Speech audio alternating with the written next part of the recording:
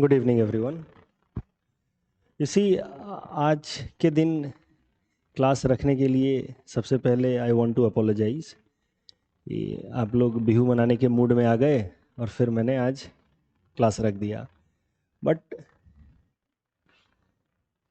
आज मैंने ये ऑफलाइन क्लास इसलिए रखी है क्योंकि आपको भी पता है कि बहुत दिनों से PSIR की जो क्लासेज हैं उसमें गैप्स पड़ रहे हैं।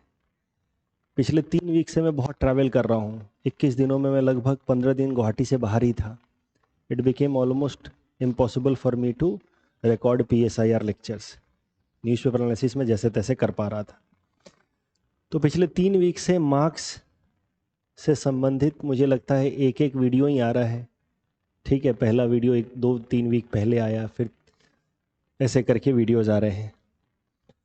तो कार्ल मार्क्स को लगभग हमने ख़त्म कर लिया है उन 3 वीडियोज़ की मदद से।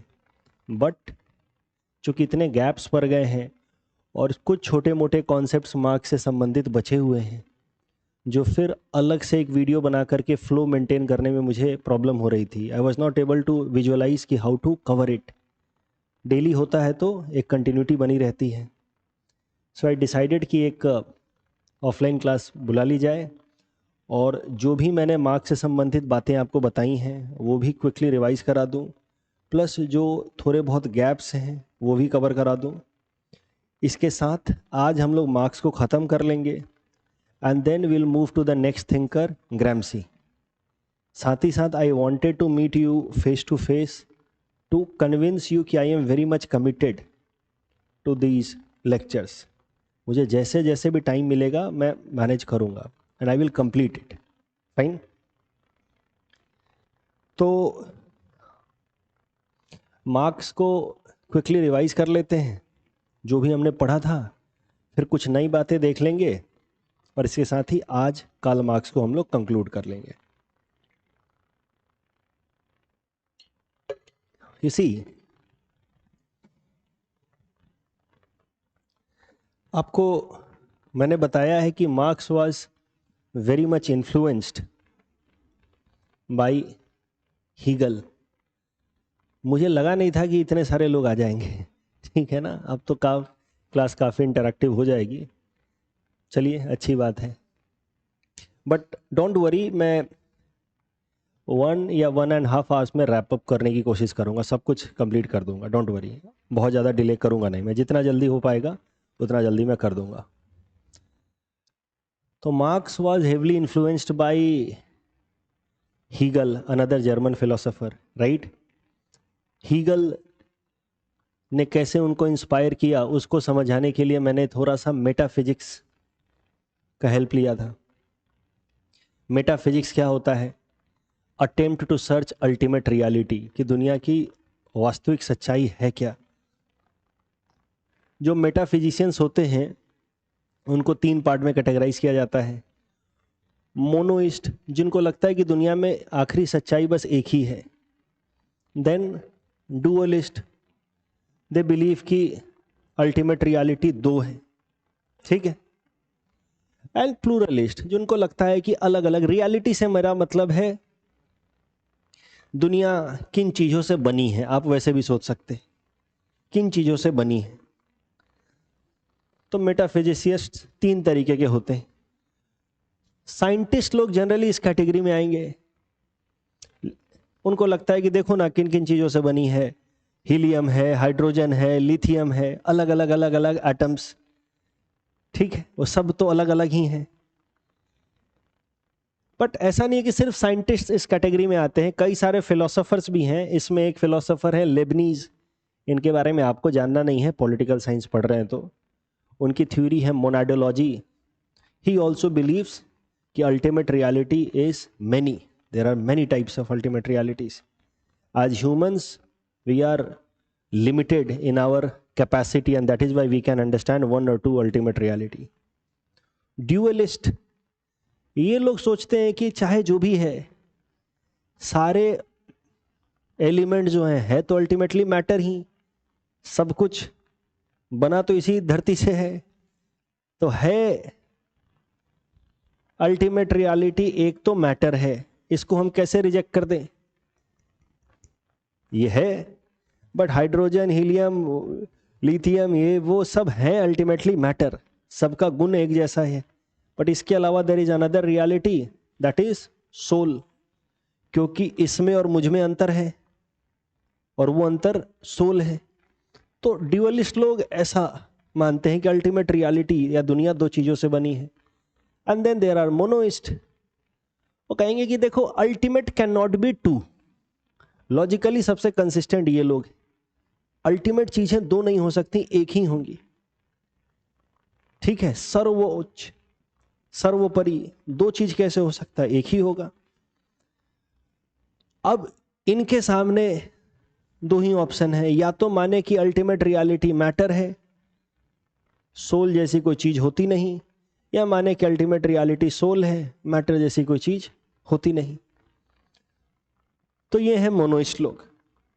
अब मोनोइस्ट लोग में जो लोग भी मानते हैं कि अल्टीमेट मैटर सोल है या आइडिया है या स्पिरिट है, सारी बातें एक ही हैं, उन लोगों को कह दिया जाता है आइडियलिस्ट, मोनोइज्म में बिलीव करते हैं। जो मानते हैं कि अल्टीमेट रियलिटी मैटर है, उनको कहा जाता है कि they believe in materialistic monism. ठीक, and Hegel belong to this tradition, जिसने मार्क्स को इंस्पायर किया। उसका मानना है कि अल्टीमेट रियलिटी आइडिया है। अब हीगल के जैसा ही भारत के अंदर एक इंपॉर्टेंट ट्रेडिशन है अद्वैतवाद वेदांत, वो मानता है कि अल्टीमेट रियलिटी आइडिया है। ठीक है, बट अद्वैतवाद वेदांत और हीगल में थोड़ा अंतर है। अद्वैतवाद वेदांत का मानना है कि मैटर बस एक इल्यूजन है, वो सच में एग्जिस्ट करता नहीं है, बस हमें एहसास होता है। बोले ये दिख नहीं रहा क्या? अद्वैतवाद वेदांत वाले लोग कहेंगे इसको पॉपुलराइज किया है शंकराचार्य जी ने 8th सेंचुरी एडी में। वो कहेंगे कि नींद में जब तुम पानी पीते हो तो प्यास बुझती है कि नहीं बुझती है? वो पानी तुम्हें एहसास होता है कि एग्जिस्ट कर रहा है मटेरियल थिंग, और वो तुम्हारी प्यास भी बुझा रहा है, बट रियलिटी में वो पानी एग्जिस्ट कर नहीं रहा। जिस ग्लास के अंदर वो पानी है, वो ग्लास भी तुम्हारे सपने में है, वो पानी भी तुम्हारे सपने में है। बस वैसा ही एक सपना हम सब देख रहे हैं। अल्टीमेटली सपना जो है एक आइडिया है, उसके अंदर जो ग्लास, पानी, वो सब मैटर है, वो बस प्रतीत हो रहा है, बस है नहीं। ये जो दुनिया अपने आसपास में देख रहे हो, ये एक सपना है, ड्यूरेबल सपना है। ये सपना हमारे सपने से अलग थोड़ा इसलिए है क्योंकि ये सपना हम सब शेयर कर रहे हैं, वी आर शेयरिंग इट। ये आपको भी दिख रहा है, मुझे भी दिख रहा है, क्योंकि हम सब भगवान या ब्रह्म के सपने के कैरेक्टर्स हैं। तो अद्वैतवाद वेदांत अलग तरीके की आइडियलिस्टिक मोनोइज्म में बिलीव करता है कि ब्रह्म सत्य, यानी कि idea is the ultimate reality, and जगत यानी कि मटेरियल थिंग्स आर मिथ्या, illusion only, they do not exist. But Hegel also belongs to this tradition. Idealist monoism means he believes that ideas are ultimate reality, but he does not reject matter as complete illusion. He says कि matters, material things, this crude material thing develops from idea, है, exist करता है, but ideas root हैं, material things उससे evolve हो रहे हैं, उससे निकल करके आ रहे हैं, या मटेरियल थिंग्स अपने आप को अरेंज करती हैं एज पर idea.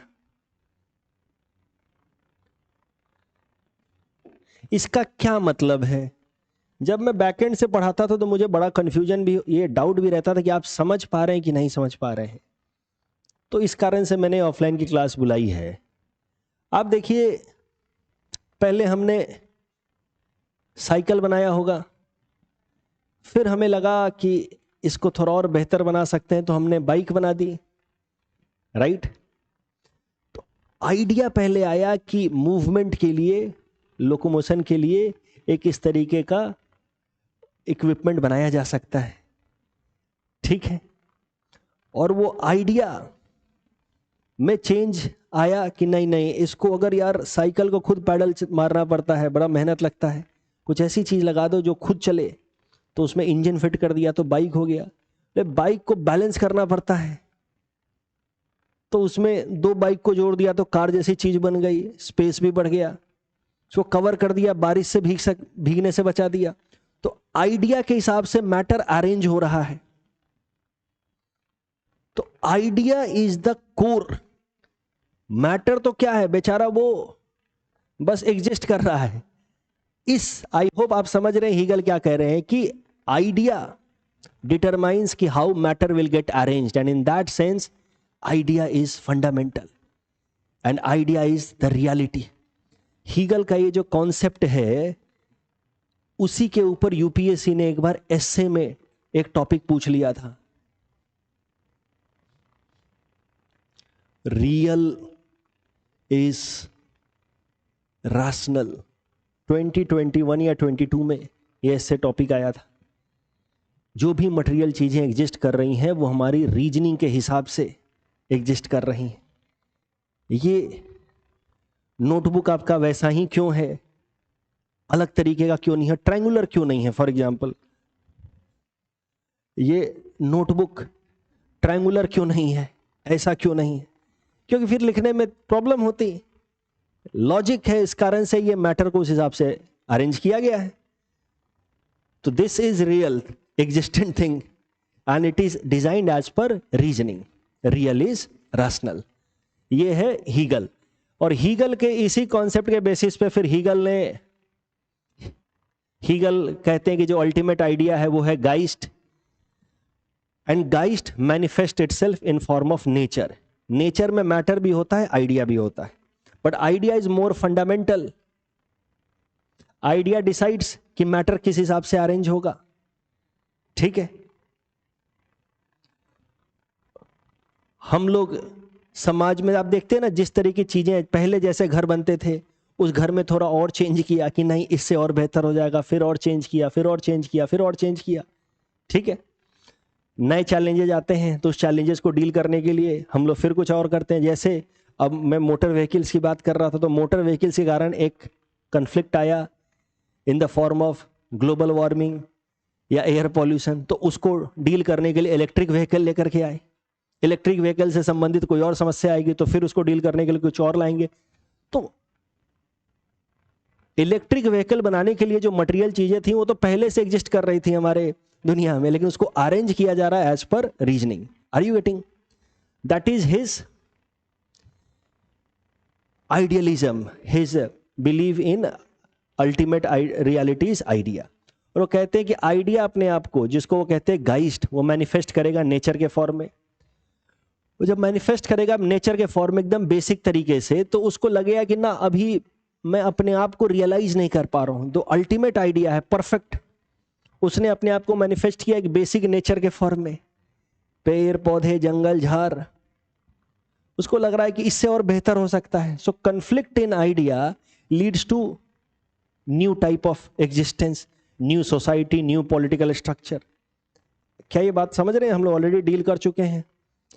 So that is how this Geist will manifest itself in the form of nature, which is composite of matter and idea. Agreed? But this idea is still not consistent with या in congruence with Geist. This Geist is ultimate, best. और ये जिस तरीके का nature बना वो इसके हिसाब से नहीं है. So now it will try to improve itself, and when it will improve, then matter will arrange accordingly. Improve होते होते एक वक्त आएगा जब हमारा समाज, हमारा पॉलिटिकल इंस्टीट्यूशन, हमारा कल्चरल इंस्टीट्यूशन सब परफेक्ट होगा। उस परफेक्ट मटेरियल चीजें, पॉलिटिकल इंस्टीट्यूशन जैसे पार्लियामेंट की building, police institutions, judiciary, cultural institution, हम किस तरह के त्यौहार मना रहे हैं, वो है मटेरियल चीजें। उन मटेरियल चीजों का परफेक्ट आइडिया कहाँ है? हमारे दिमाग में। तो Geist will realize itself in our thought process, and accordingly we will arrange material things. So this is how Geist will self-realize. और ये है हीगल का concept of historical idealism and dialectical idealism, दोनों को एक साथ यहां देखना है। हिस्टोरिकल आइडियलिज्म से उनका कहना है कि समाज किसी भी वक्त, अगर हम हिस्ट्री को पढ़ें तो हमें हिस्ट्री समझने के लिए उस वक्त के आइडिया को समझना होगा कि उस वक्त का सोच कैसा था। अपने आप हमें उस वक्त का पॉलिटिकल, कल्चरल, सोशल इंस्टीट्यूशन समझ आ जाएगा। हिस्ट्री जो है वो आइडियाज में चेंज के कारण चेंज होता रहा है। So change in history is because of change in ideas, right? So historical idealism means any stage of history is basically representation of prevalent idea of that stage, and this evolution या movement is because of conflict in those ideas. हमें समाज, हम रोज परिवर्तन कर रहे हैं कि नहीं कर रहे हैं? मुझे अच्छे से याद है कि मैं लगभग 8 साल पहले जब मैं यही टॉपिक पढ़ा रहा था, उस टाइम में मैं एक वाइट बोर्ड पे पढ़ाता था और वो मार्कर हुआ करता था। वो मार्कर इंक से थोड़ा सा एक हल्का गैस जैसा निकलता है, जिससे थोड़ा सा इरिटेशन सा होता है मुझे। तो मैं एक हाथ से अपने नाक पे रुमाल रखता था, दूसरे हाथ से लिखता रहता था। तो मैंने वो कॉन्सेप्ट पढ़ाते पढ़ाते बोला कि अब देखो ये कन्फ्लिक्ट है, ये एक मटेरियल चीज़ है। इसके पहले होता था ब्लैक बोर्ड, चौक से लिखते थे, उसमें हाथ घिसता था और लोगों को इरिटेशन सी होती है उसकी आवाज़ से। तो फिर ये लाया गया वाइट बोर्ड। अब ये वाइट बोर्ड के अंदर एक प्रॉब्लम है कि इससे स्मेल आता है उसके मार्कर का। मुझे पूरा भरोसा है कि ये बदल जाएगा, इसके जगह पे कुछ बेहतर सिस्टम लाएंगे। उस टाइम में डिजिटल बोर्ड का इतना प्रचलन था ही नहीं। डिजिटल बोर्ड बहुत पॉपुलर हुआ आफ्टर पैंडेमिक। मैं बात कर रहा हूँ 2017-18 की। Now you see we are writing on something else. अब ये डिजिटल बोर्ड भी 10 साल बाद लगे कि बड़ा पुराना टाइप का बोर्ड था यार ये तो, क्योंकि नया तरीके का आ जाएगा। टीचर ऐसे बस हाथ घुमाएगा, लिख दिया जाएगा। Are you getting? तो मैटर में चेंजेज होते हैं as per conflict in idea. So this is his historical idealism and dialectical idealism. I hope Hegel is clear. Geist है वो अपने आप को मैनिफेस्ट करता है in form of nature. Nature किसी भी वक्त कैसा है, उसके लिए उस वक्त के हमें आइडिया को समझना होगा। अभी का हमारा समाज ऐसा है, पॉलिटिकल इंस्टीट्यूशन ऐसे हैं, सोशल इंस्टीट्यूशन ऐसे हैं, बच्चों के खेलने के लिए गार्डन है, ऐसा है वैसा, ये सब कुछ हमारे आइडिया के हिसाब से ये और बेहतर होता जाएगा, बेहतर होता जाएगा, and someday Geist will self realise itself. Marx Hegel से बहुत इंस्पायर्ड थे और जर्मनी का कोई भी यंगस्टर हीगल से बहुत इंस्पायर्ड था, इंक्लूडिंग मार्क्स।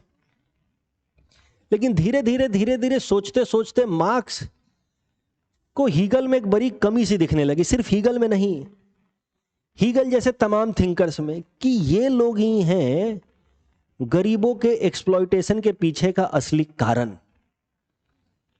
ये लोग बैठे रहते हैं, ज्ञान देते हैं, और ये लोग ऐसे ज्ञान देते हैं कि ज्ञान ही महत्वपूर्ण है, ज्ञान से ही, इनके बातों से ही समाज चल रहा है, यही सबसे महत्वपूर्ण कार्य कर रहे हैं। लेकिन कल होकर के अगर किसान खेती करना बंद कर दे, घर में लोग इनके झाड़ू पोछा करना, बर्तन करना बंद कर दें, तो सारा ज्ञान इनका धरा का धरा रह जाएगा। उनका जीवन तो फिर भी चल जाएगा, ये किसी काम के नहीं रहेंगे। तो मार्क्स को एक बात समझ जाने लगी कि ये जो फिलोसोफर्स हैं ये असल में एक्सप्लॉइटर्स हैं, और ये ऐसे अपने आइडिया, अपनी बातों को रखते हैं जैसे कितना महान काम कर रहे हो, जबकि ये कुछ नहीं कर रहे हैं, टाइम पास कर रहे हैं। ठीक है, मेन काम जो है वो जो कुछ प्रोड्यूस कर रहा है, चाहे फूड प्रोड्यूस कर रहा है या कपड़े प्रोड्यूस कर रहा है, जो हमारी सही जरूरत है वो कर रहा है। Material things are ultimate reality. तो मार्क्स की सोच यहां से शुरू हुई। जो यंग फेज में मार्क्स थे ना, उनकी जीवन में एक बड़ी यही मुख्य क्वेश्चन था कि वर्कर्स का एक्सप्लॉयटेशन क्यों हो रहा है और कैसे वर्कर्स के एक्सप्लॉयटेशन को रोका जाए।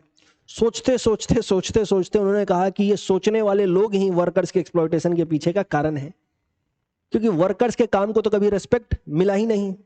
Y? Because material things were never glorified. Ideas, ऐसा जस्टिस का कॉन्सेप्ट होना चाहिए। अब सोक्रेटस से लेकर प्लेटो के टाइम से सब लोग जो बड़ी बड़ी बातें कर रहा है उसी का समाज में रेस्पेक्ट है। तो मार्क्स ने कहा कि no, matter should be the ultimate reality. और ऐसा नहीं है कि सिर्फ फिलोसोफर्स को क्रिटिसाइज करने के लिए मार्क्स ने ऐसे रिजेक्ट कर दिया कि आइडिया रियल नहीं है, मैटर रियल है। मार्क्स को लॉजिकली ऐसा लगा भी कि दुनिया में एक ही रियलिटी है और वो है मैटर, और आइडिया एग्जिस्ट करता है but idea is dependent on matter.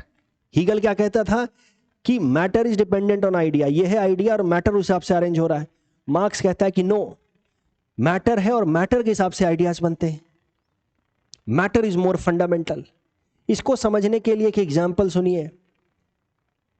Religious institutions, मंदिर है, चैरिटेबल ट्रस्ट है रिलीजन के नाम पे, ये सब एक मटेरियल एंटिटीज हैं, ठीक है, एंड रिलीजन अपने आप में एक आइडिया है। तो हीगल कहेगा कि पहले idea of God, idea of religion आया और उस हिसाब से मटेरियल चीजें बनी, ठीक है।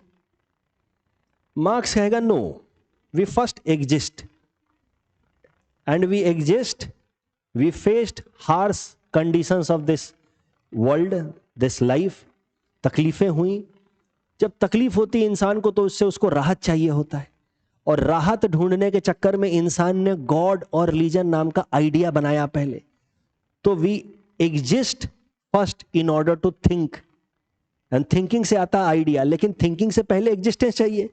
आप जब तक एग्जिस्ट नहीं करो तब तक थिंक कैसे करोगे? Are you getting? We exist, then we think, and then हमारी जो टफ कंडीशंस हैं जीवन में, कोई भूख से मर रहा है, किसी के नियर डियर वंस की डेथ हो गई, अब वो उससे कोप अप नहीं कर पा रहा है, तो फिर उसने कॉन्सेप्ट बनाया गॉड का, रिलीजन का, और उसके हिसाब से फिर से मटेरियल चीजें in the form of temple and all बनाई गई हैं। So it is a material existence that is more fundamental. We exist to think. और हीगल का उल्टा कहना है कि यार पहले सोचोगे कि एक मोबाइल फोन होना चाहिए, तब तो मोबाइल फोन बनाओगे। आइडिया इज मोर फंडामेंटल, बिना आइडिया के सामान बनेगा कैसे? तो दोनों अपने अपने जगह पे सही हैं। आप फिलॉसफी या आप पॉलिटिकल फिलॉसफी जब पढ़ रहे हो तो सही गलत का एकदम निर्णय करने मत उतर जाइए कि कौन सही है। दोनों अपने अपने जगह पे लॉजिकली सही है। हीगल भी सही है। जब तक हम सोचेंगे नहीं तब तक कुछ बनाएंगे कैसे? और मार्क्स अपने जगह पे सही है, मार्क्स या लॉजिक अपने जगह पे सही है, but I hope you are getting both of their logic. Marx कहते हैं कि existence is prior to thinking, we exist and then we think, and that is why matter, Marx is also monoist, but Marx is materialistic monoist. वो मानते हैं कि matter पहले है और मैटर के हिसाब से आइडियाज आते हैं। भाई मार्क्स कहेगा वही बोर्ड वाली कहानी सुन करके कि सुनो ऐसा है कि किसी इंसान ने बैठ करके और एकाएक से ये डिजिटल बोर्ड नहीं बना दिया, कि पहले सोचा कि एक डिजिटल बोर्ड होना चाहिए फिर डिजिटल बोर्ड नहीं बना दिया। पहले एक वाइट बोर्ड, एक पहले ब्लैक बोर्ड बना, फिर उसकी प्रॉब्लम्स हुई तो फिर उसके कारण वो वाइट बोर्ड बना, फिर उसमें प्रॉब्लम्स हुई तो फिर ये डिजिटल बोर्ड बना, अब इसकी प्रॉब्लम होगी तो कुछ और बनेगा। सो थिंकिंग से पहले होता है एक्शन या existence, existence leads to thinking, thinking leads to some ideas, ideas leads to new action. ठीक है, तो मार्क्स के इस अप्रोच के कारण Marx is also known as monoist but materialistic monoist. Are you getting? अब एक नया कॉन्सेप्ट जो मैंने अभी तक सिखाया नहीं था उन वीडियोस की मदद से मार्क्स का, वो है कॉन्सेप्ट ऑफ प्रैक्सिस।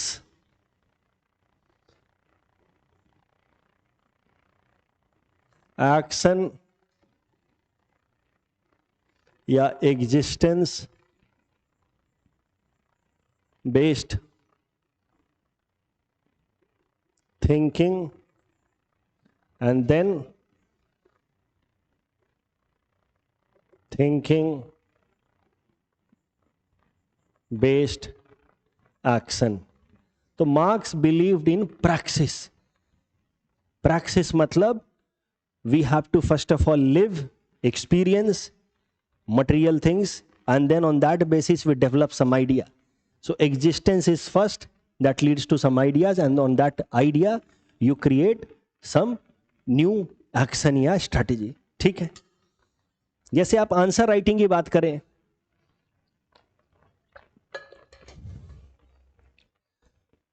तो हीगल कहेगा कि पहले मन में सोच लो कि कैसा आंसर होना चाहिए एक प्रश्न का, पहले दिमाग में आइडिया ले आओ, उस हिसाब से फिर लिख दो।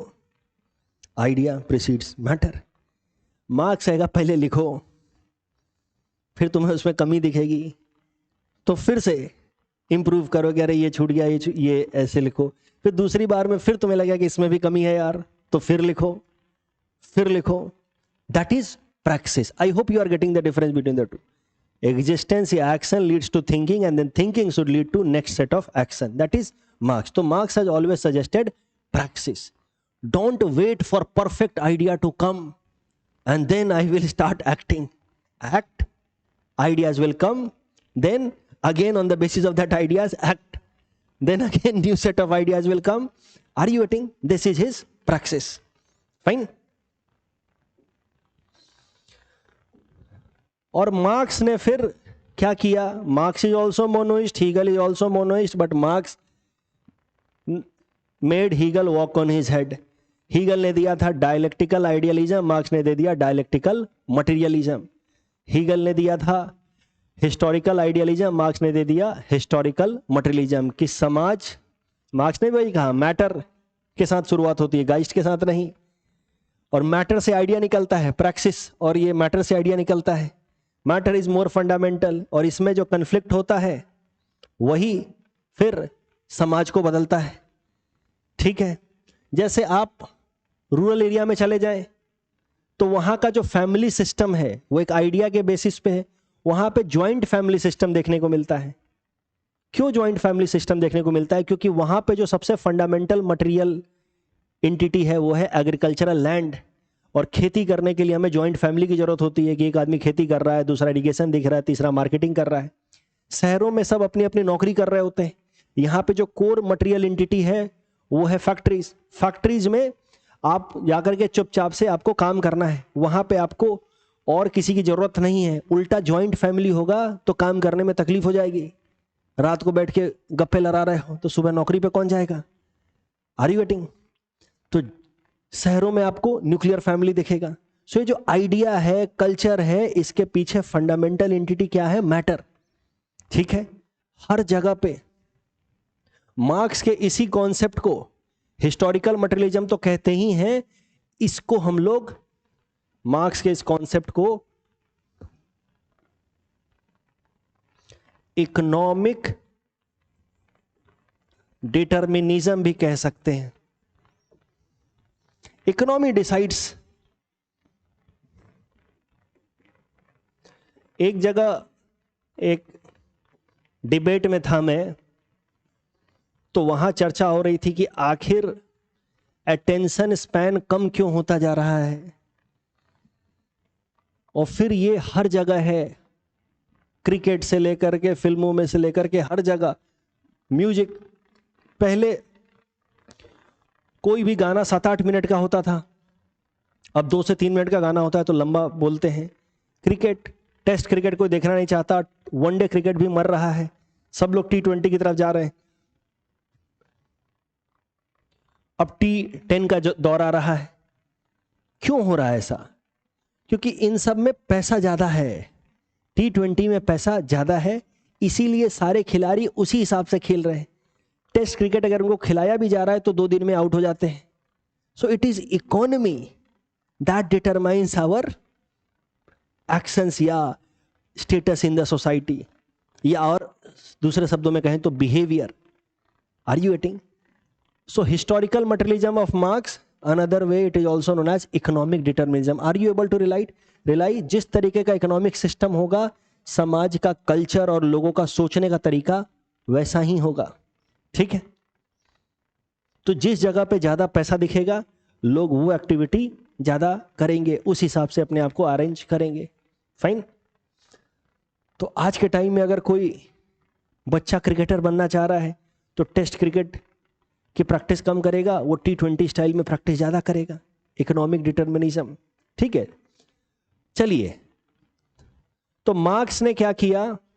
हीगल के डायलेक्टिकल आइडियलिज्म को कन्वर्ट कर दिया डायलेक्टिकल मटेरियलिज्म में। बोला देखो, समाज में जो चेंजेस होते हैं, that change happens because of conflict in material things. और मटेरियल थिंग्स में भी जो सबसे कोर मटेरियल थिंग्स है वो है फैक्टर्स ऑफ प्रोडक्शन, जहां से कुछ प्रोड्यूस होता है next set of goods and services. जैसे ये पेन भी एक मटेरियल चीज है, ये स्वेटर भी एक मटेरियल चीज है, बट ये एकदम फंडामेंटल मटेरियल चीज नहीं है। The most core fundamental material things are जहां से कुछ नई चीजें प्रोड्यूस होती। तो मार्क्स ने कहा बेस और सुपर स्ट्रक्चर के मदद से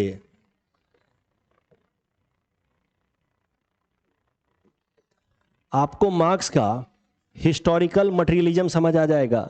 समाज किसी भी वक्त किस तरीके का था वो मेनली तय कौन करेगा? बेस। और base is made up of material things, और मटेरियल थिंग्स में भी सबसे महत्वपूर्ण है फैक्टर्स ऑफ प्रोडक्शन। इसको दो पार्ट में डिवाइड किया जा सकता है। फोर्सेस ऑफ प्रोडक्शन, इसमें आ जाएगा लेबर, टूल, टेक्नोलॉजी, एंड दूसरा रिलेशन या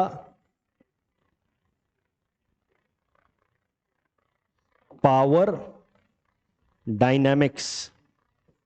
who is the owner and who is the worker. ठीक है। और जिस तरीके का बेस होगा समाज वैसा ही होगा। पॉलिटी, सोसाइटी, कल्चर वैसा ही होगा। सो ये इसको डिटरमाइन करता है। और वो बात अलग है कि फिर से ये लोग इसको रीइंफोर्स करने की कोशिश करते हैं। जिस तरीके का इकोनॉमिक सिस्टम होगा उसी हिसाब से पॉलिटिकल सिस्टम होता है। फॉर एग्जाम्पल मार्क्स कहते हैं कि सबसे पहले, सबसे शुरुआत में there was no power dynamics, क्योंकि material entities belong to everyone. ठीक है। कॉमन ओनरशिप था, कॉमन ओनरशिप था। ठीक है। तो that stage was stage of primitive communism where resources belong to everyone, and then few individuals develop private property, household बना दिया। ठीक है।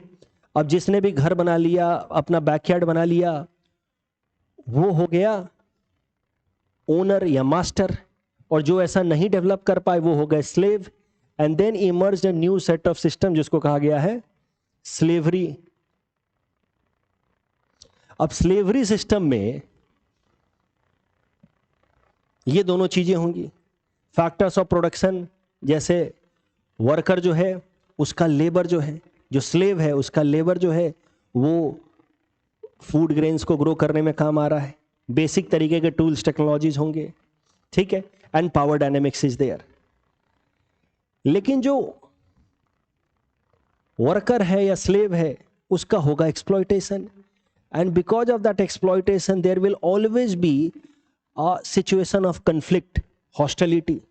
ये हमेशा चाहेगा कि अपने बॉन्डेज के सिचुएशन को, अपने एक्सप्लॉयटेशन के सिचुएशन को ब्रेक फ्री करके बाहर निकला जाए। उस चक्कर में जो ये हैव नॉट्स हैं, वर्कर्स को कहा जा सकता है हैव नॉट्स, और इनको कहा जा सकता है हैव्स। ये हमेशा ही कुछ नई टूल, टेक्नोलॉजी बनाने की कोशिश करेंगे। ये कुछ नया बनाने की कोशिश करेंगे in order to change the system. Are you getting? भाई मैं क्यों नौकरी करूं, ऐसे अच्छा मैं कुछ और कर लेता हूं, मैं कुछ और कर लेता हूं। Are you getting? और ये जो नए टूल, टेक्नोलॉजी बनाने की कोशिश करेंगे, कुछ नई नई चीजें आएंगी। बहुत बार तो ये होगा कि टेक्नोलॉजी बनाएंगे ये और उसको वापस से कैप्चर कर लेगा, खरीद लेगा ये, बिकॉज इसके पास पहले से रिसोर्सेज हैं। ठीक है। पर बहुत बार ये लोग भी सक्सेसफुल होंगे in becoming owner themselves, changing the system. क्या ये बात आप समझ रहे हैं? आप जैसे देखिए, आप अपने ही परिवार में इमेजिन कीजिए, आप कहीं भी हो सकते हैं, या तो आप इस कैटेगरी में होंगे, पिछले 2-3 जनरेशन्स की अपनी बात कीजिए, या आप इस कैटेगरी के होंगे। अगर आप इस कैटेगरी के होंगे तो भी आप देखिएगा कि आपके घरों में जो लोग काम करते थे अब वो लोग कुछ और कर रहे हैं, और वो आपके सॉर्ट ऑफ कॉम्पिटिटर इमर्ज हो रहे हैं। आप थोड़ा सोचिए, क्योंकि हर आदमी जो आपके नीचे काम कर रहा है वो उस स्टेटस को तोड़ने के लिए कुछ ना कुछ कर रहा है। लेकिन आप अपने इन्फ्लुएंस के कारण उससे काम करवाते हैं और खुद उसके रिसोर्स को अक्वायर कर लेते हैं, क्योंकि वो आपके लिए काम कर रहा होता है। जैसे आपके लिए कोई घर में मेड का काम कर रहा है, कोई ड्राइवर का काम कर रहा है, but they want to change that equation. या आप खुद वैसे स्थिति में रहे हो तो आपने उसको ब्रेक करके अब आप इस स्थिति में आए। सो ये एक कन्फ्लिक्ट चलता रहता है समाज में, पावर डायनेमिक्स। तो material conditions are the base, इसी को कहा जा रहा है इकोनॉमिक डिटर्मिनिज्म या हिस्टोरिकल मटेरियलिज्म। और उसमें भी जो सबसे फंडामेंटल है वो है फैक्टर्स ऑफ प्रोडक्शन, और उसमें लगातार चल रहा है क्या, कन्फ्लिक्ट। और वो कन्फ्लिक्ट के कारण ये बदलता है। लेकिन जब तक जिस तरीके का पॉलिटिकल सिस्टम है, जैसे स्लेवरी सिस्टम में जो मास्टर्स हैं उनके हिसाब से सरकारें बनी थी, वही मिलकर सरकार चलाते हैं, और फिर वो ऐसे कानून बनाएंगे जिससे स्लेवरी सिस्टम जस्टिफाई हो। Are you getting? क्या आप बात समझ रहे हैं? So base determine superstructure and then superstructure reinforces the base. But ये जो कन्फ्लिक्ट है ये धीरे धीरे बेस को बदलता है, नेचर ऑफ प्रोडक्शन चेंजेस। जैसे स्लेवरी से आया फ्यूडलिस्टिक सिस्टम, अब households were not basis for production, कि एक घर है और बैकयार्ड में खेती हो रही है और वहीं से प्रोडक्शन हो रहा है, थोड़ा सा सरप्लस हुआ तो मार्केट में जाके बेच दिया। Now big states were coming up, castles were coming up, feudal lords were coming up, ठीक है। और फिर इसके अंदर पीजेंट्स थे जो उन फ्यूडल लॉर्ड्स के लिए काम करेंगे, and then those peasants wanted to change their situation, and these peasants only have emerged into bourgeois class, middle class that we have seen, and they have become capitalist. Some of the feudals also must have become capitalist, क्योंकि उनके पास पहले से resource है, किसी ने नई tool technology develop की तो ये उन्होंने खरीद लिया और अपनी फैक्ट्री लगा दी। But some emerging peasants also became capitalist. Why this growth is happening? Because of conflict in matter. Conflict is going on here. अरे क्या आप फील कर पा रहे हैं? In every kind of economic system there would be two kinds of people. One haves, another have nots, and have nots will keep on pressurizing. They will keep on putting efforts to change the system. They will keep on coming up with new structure, new technology कि नहीं हम ऐसा नहीं ऐसा करेंगे। वो चाय की दुकान लगा देगा, पान की दुकान खोलेगा, आपके यहाँ काम नहीं करेगा। भारत में अभी आपको घर में काम करने वाले लोग मिल जाएंगे, जर्मनी में, फ्रांस में, इंग्लैंड में नहीं मिलेंगे, क्योंकि वो वहां पे इकोनॉमिक स्ट्रक्चर बदल चुके हैं। Are you getting? क्या आप फील कर पा रहे हैं? सो ये जो क्लास कंफ्लिक्ट है, that is the reason behind change in the society, ठीक है। और ये बदलता है तो ये सब अपने आप बदल जाएगा।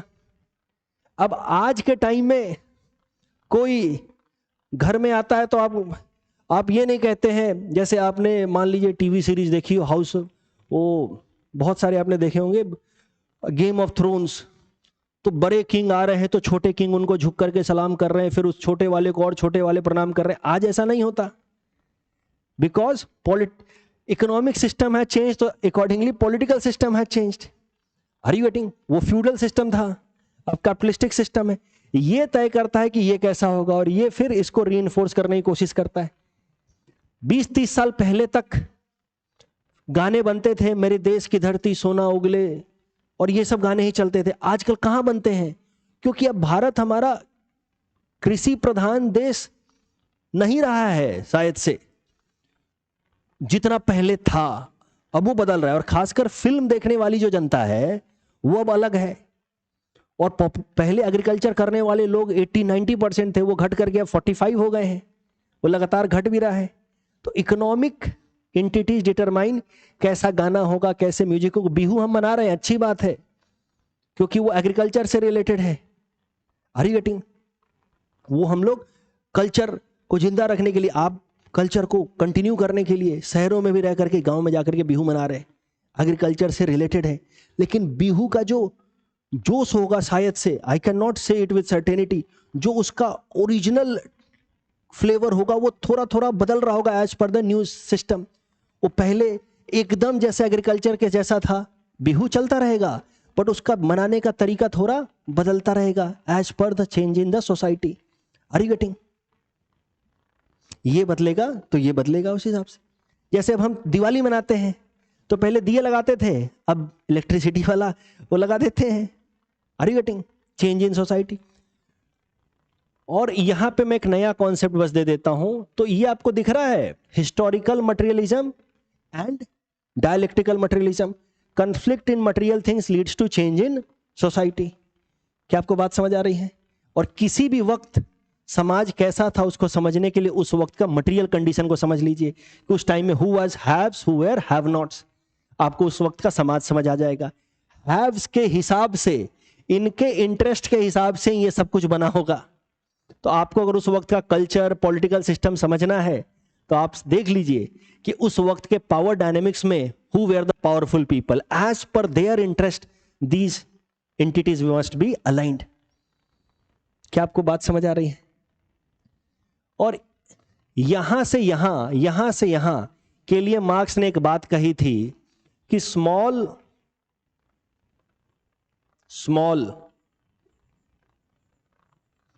Qualitative change leads to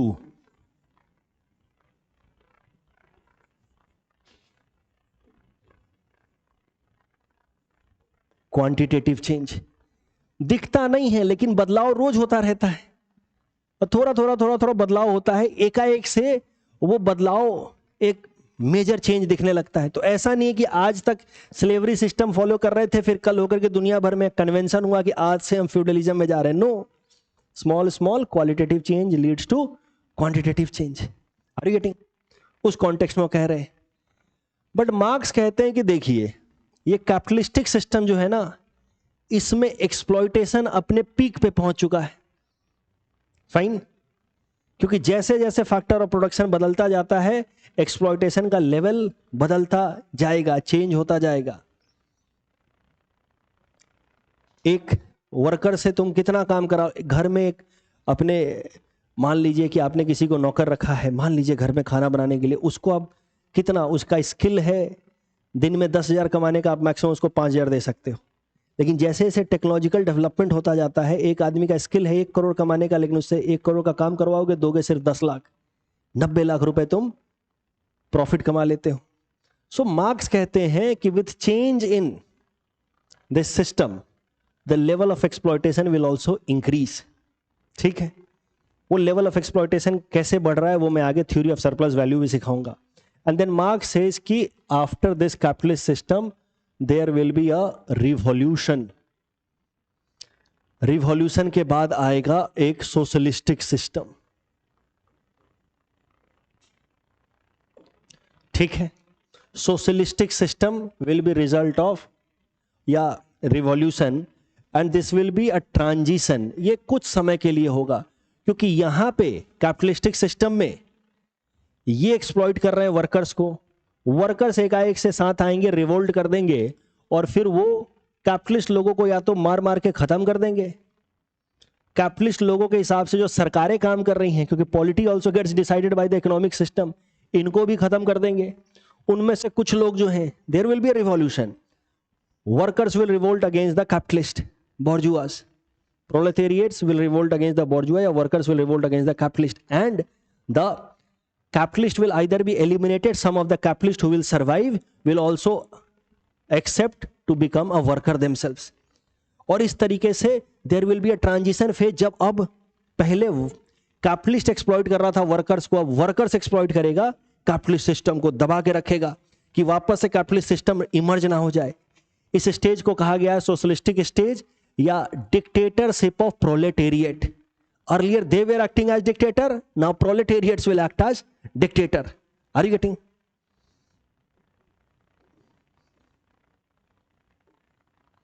dictatorship of proletariat, कि वापस से कैपिटलिस्ट सिस्टम इमर्ज ना हो जाए। तो मार्क्स जब अपनी थ्योरी दे रहे हैं तो मार्क्स कह रहे हैं कि समाज अभी यहां है और यहां के आगे क्या होगा मैं समझाता हूं।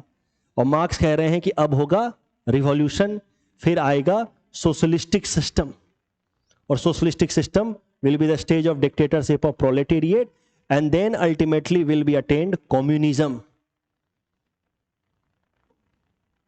again sort of common ownership of all the resources, and this is how primitive communism will be again attained. Primitive communism से हमने शुरुआत की और वापस से कम्युनिज्म पे पहुंच गए, साइकिल कंप्लीट हो गया। जैसे हीगल का साइकिल कंप्लीट हुआ था, गाइस्ट के साथ शुरुआत की थी,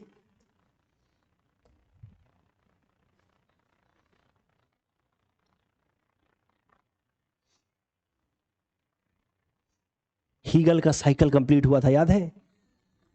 या तो हीगल से उसने सब कुछ लिया है। गाइस्ट अपने आप को सेल्फ रियलाइज करेगा, वैसे ही प्रिमिटिव कम्युनिज्म अपने आप को रियलाइज कर लेगा। लेकिन बस हीगल के आइडियलिज्म को चेंज कर दिया into materialism. Am I making sense to you all? वो कहता है कि matter is the ultimate reality. He is not rejecting ideas, but he says कि ideas are dependent on matter. कल होकर के मटेरियल कंडीशन बदल जाएंगे, हमारी बातें बदल जाएंगी। कल होकर के बहुत सारे एमएनसीज आ गए असम के अंदर। मैं बस समझाने के लिए बता रहा हूं, मैं अपनी सारी कोशिश कर रहा हूं ताकि आपको बात समझ आए।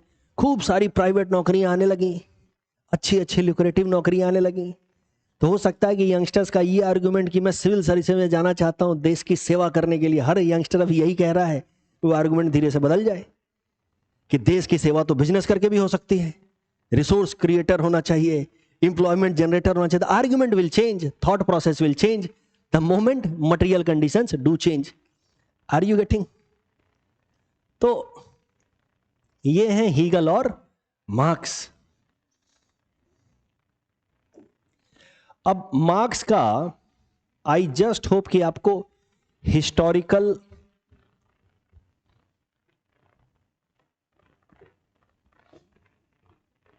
मटेरियलिज्म समझ आ रहा है, आपको डायलेक्टिकल मटेरियलिज्म समझ आ रहा है।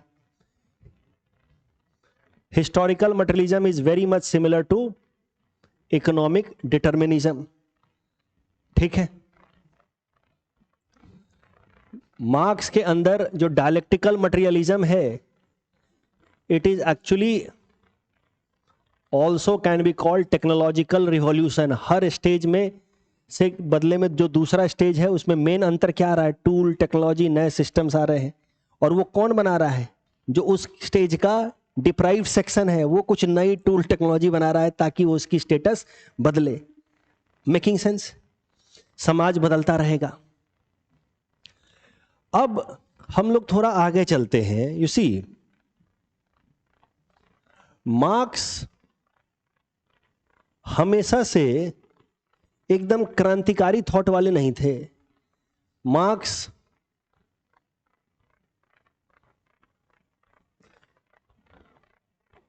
की जो थिंकिंग है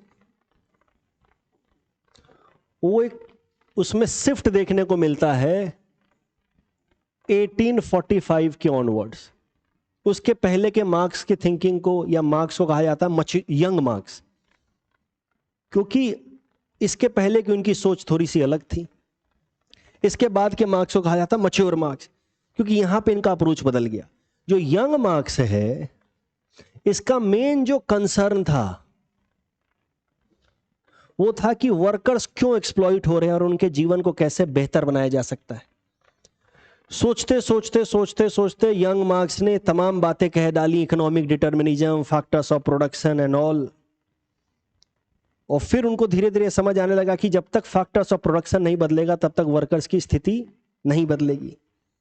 और बाद के मार्क्स जो हैं वो अब इस पे एम्फेसाइज करने लगे कि कैसे बदला जाए factors of production. So his concern in later stage was more about revolution, how revolution will come, how change will happen, how socialistic system will B.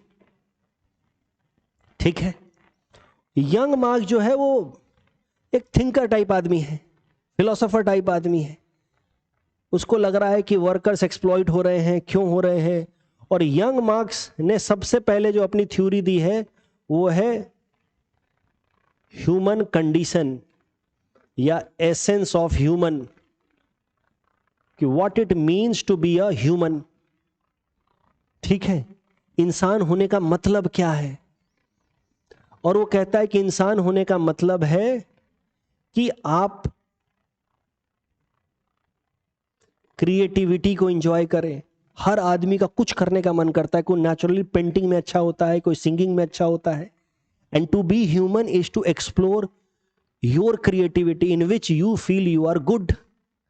और दूसरा, इंसान होने का मतलब है to have meaningful social relations. ये है इंसान होने का मतलब। तो मार्क्स की थिंकिंग यहां से शुरू होती है। फिर वो कहते हैं कि जिस स्टेज में हम अभी पहुंच चुके हैं, economic determinism and all, Hegel को बदल करके वो सब तो दिया ही, और कहते हैं कि समाज प्रिमिटिव कम्युनिज्म से शुरू हुआ और अभी पहुंच गया है कैपिटलिज्म पे। कैपिटलिज्म के अंदर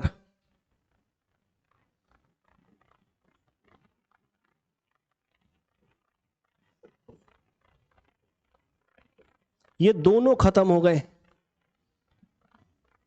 और कैपिटलिज्म के अंदर जो हो रहा है वो है एलियनेशन। खुद से ही हम जुदा हो रहे हैं, दूर हो रहे हैं। एलियनेशन, एलियनेशन सिर्फ वर्कर्स का नहीं हो रहा है, कैपिटलिस्ट का भी हो रहा है। लेकिन वर्कर्स का एलियनेशन का लेवल थोड़ा ज्यादा है। बोलते कैपिटलिस्ट सिस्टम के अंदर वर्कर काम करता है मेनली पैसे के लिए। ठीक है, पैसा जरूरी है, लेकिन वर्कर, ये बात मार्क्स ने कही है, वर्कर के लिए लगता है कि सिर्फ पैसा ही जरूरी है। जितना पैसा चाहिए एक अच्छा जीवन बिताने के लिए, वो थ्रेशोल्ड लिमिट इंसान भूल गया है, और जितना हो सके उतना काम करता है। काम करता है, उससे उसको पैसा मिलता है। ठीक है, कौन सा काम करता है? वो काम नहीं करता जिसमें उसकी क्रिएटिविटी है, वो काम करता है जिसमें उसको पैसा मिले। तो first level of alienation is from the product that he makes. If you are working in line with your creativity, you are human. But हो सकता है कि आपको लग रहा है कि आपने क्रिएटिविटी के लाइन में काम करने से पैसा ना मिले, तो start working in those areas. जैसे फैक्ट्री में काम कर रहे हैं, अब किसकी क्रिएटिविटी होगी कि जाके फैक्ट्री में तुम सिलाई का काम करो दिन रात, एक पर्टिकुलर कपड़े बनाओ, या फैक्ट्री में जाकर के असेंबली लाइन में तुम टायर फिट कर रहे हो कार में। ये किसी क्रिएटिविटी होगी क्या? किसी का शौक होगा क्या? तो first you get alienated from the product you create, because you are not creating in the direction of your creativity, you are creating something which gives you money, capitalist system में। ठीक है, and then you get alienated from the process of production, क्योंकि process of production में you are just one small component। I will make you understand with my own experience. When I started teaching, I used to teach all the subjects। तो उस time में जब students pass होते थे तो मुझे लगता था कि ये मेरा प्रोडक्ट है, एक फीलिंग आती थी कि इसको मैंने सब पढ़ाया है। But when organisation became more dynamic, my role is shrinking, and now sometimes you get alienated from the process of production. की इकोनॉमिक्स पढ़ाना है, करंट अफेयर्स पढ़ाना है, ये पढ़ाना है, वो पढ़ाना है, बाकी लोग और कम कम, क्योंकि इसमें कैपिटलिस्ट सिस्टम में फोकस है एफिशिएंसी पे, स्पेशलाइजेशन पे। वहां पे time is very important. Time bound fashion में आप एफिशिएंट तभी होंगे जब आप एक ही काम बार बार बार बार बार बार करेंगे। So it is true that I have become very good in teaching economics because I teach economics only. Earlier I used to teach every subject, I was perhaps not that good. But are you saying I am being reduced to a machine, cog in the wheel? Are you getting? It happens with everyone. Marx says कि everyone get alienated, workers as well as capitalists. You may say that, sir, you can decide, you can teach everything, but no, it is not me who is deciding, it is market which is deciding. Are you getting? ठीक है? So alienation from product, alienation from production, and then alienation from society. दिन रात पैसा कमाने के चक्कर में घर परिवार से मिलना जुलना वो सब बंद, and ultimately alienation from self. इंसान खुद को भूल जाता है कि उसको चाहिए क्या, अपने एसेंस को भूल जाता है। I want to express my creativity and meaningful life, meaningful social relation. 4 level पे एलियनेशन. अगर ये सब कुछ हो पाए तो ही इंसान फ्रीडम को एंजॉय कर पाएगा. Freedom will lead to happiness, which is purpose of life. Every thinker has agreed that जीवन का मकसद है happiness. मार्क्स के हिसाब से happiness will come only when we are having freedom, and freedom is when we enjoy our creativity and have a meaningful social relation. Are you getting this? ठीक है. But capitalism is not allowing us to have this, and Marx has clearly said that freedom is not right. जो liberal thinkers ने right पे over emphasise किया है, John Locke जैसे, right to life, liberty and property, freedom is not right. Why so? Because right always projects other members of society as your enemy. Because who can be threat to your rights? The other members of the society. मेरा right to life मत violate करना, मेरा property तुम breach मत करना. But freedom can come only when you are having meaningful social relation with others. तो समाज जो है वो आपके meaningful life का, freedom का जरिया है, वो आपके लिए खतरा नहीं है. And that is why Marx is considered to be a socialist thinker. And socialists are essentially opposite या different from liberal thinkers, because liberal thinkers और socialist में मेन अंतर ये है कि liberals के हिसाब से बाकी लोग जो आपके आसपास में हैं वो आपके competitors हैं, वो आपके लिए एक तरीके से खतरा है, वो आपके राइट्स को वायलेट कर सकते हैं. जबकि मार्क्स के हिसाब से आसपास के लोग ही आपके जीवन को मीनिंग देंगे. Society will give meaning to your life. This was young Marx, a philosopher type. But Marx बाद में उनको फिलोसोफर शब्द से ही चिढ़ होने लगी. मुझे फिलोसोफर कोई नहीं बोलेगा. उनको लगने लगा कि फिलोसोफर ही तो सारे एक्सप्लॉयटेशन का कारण है. उन्हें कहा कि मैं साइंटिस्ट हूं, मटेरियलिस्ट हूं. साइंटिस्ट मतलब जो मटेरियल चीजों को एकदम देखता है, उसके बेसिस पे थ्योरी देता है, universal theory. So Marx later stage में wanted to be called scientist, a materialist. पहले he was not over obsessed with materialism. पहले तो सिंपल सोच रहा है. सोचते सोचते सोचते सोचते हीगल का क्रिटिक बन गए. सोचते सोचते उन्होंने 4 स्टेजेस ऑफ इकोनॉमिक डेवलपमेंट दे दिए. Scientist, materialist, and he then gave the theory of scientific socialism. उन्होंने कहा कि जो देखो मेरे से पहले भी सोशलिस्ट लोग आए हैं बहुत सारे, रॉबर्ट ओवेन से लेकर के सेंट सिमोन, लेकिन ये सब नकली सोशलिस्ट हैं.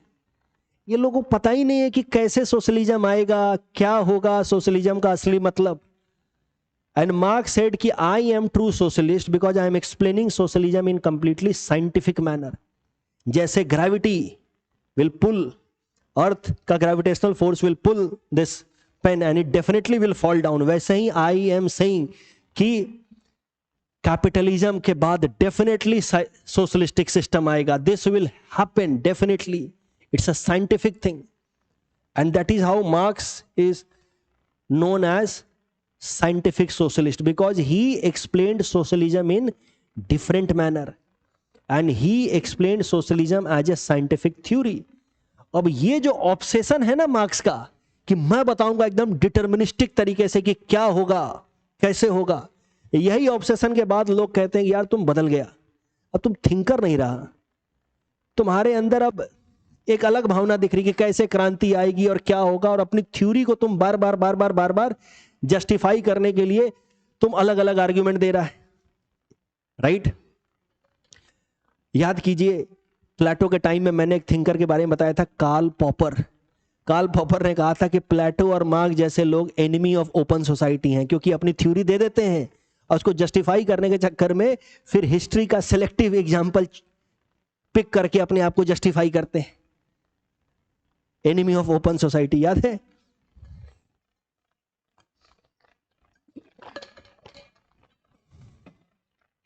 तो मार्क्स का साइंटिफिक सोशलिज्म क्या है, ये बात मैं आपको अब और समझाऊंगा अगले 15-20 मिनट में, और फिर हम लोग मार्क्स को रैप अप कर लेंगे पूरी तरह से।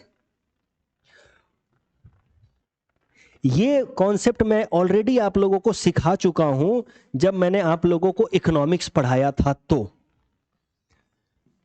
इसी कारण से मैंने सोचा कि ये बातें एक बार क्लास में डिस्कस कर लेते हैं। यू सी, मार्क्स के बारे में हम लगभग सब कुछ समझ गए, अब बस हमें उसको एक सही पर्सपेक्टिव में डालना है ताकि हम लोग कॉन्फिडेंट हो जाएं कि एग्जैक्टली मार्क्स कह क्या रहा है। तो जो हमने इकोनॉमिक्स की क्लासेस में पढ़ा है उसको यहां पे हम लोग थोड़ा सा यूज कर लेते हैं।